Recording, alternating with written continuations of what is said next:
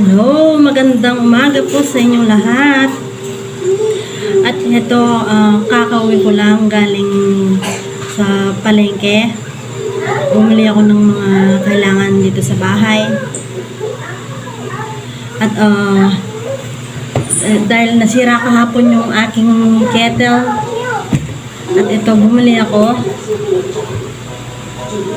Punta ako sa isang supermarket. Buti meron sila nito, kettle, micromatic. Wow! Dahil hindi na umiilaw yung sa akin. Nasira, kaya bumili ako ng bago. At heto, bumili din ako ng palabok.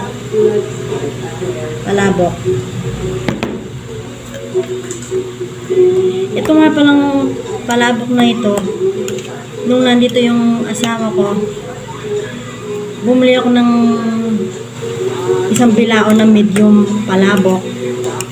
Pinatiking ko sa kanya. Maraming sahog, may itlog, may ginling na baboy, may dahon ng sibuyas, sauce, tsaka nilagyan niya ng kalamansi. Nasarapan naman siya, nagustuhan niya. Kaso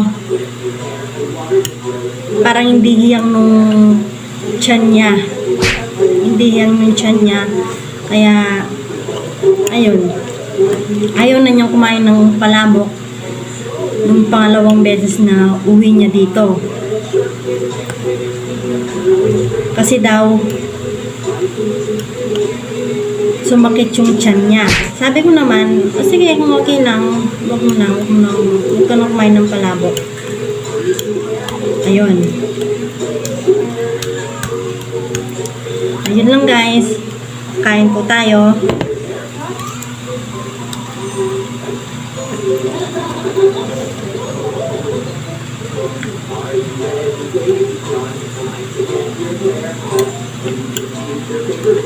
Salamat po sa panonood.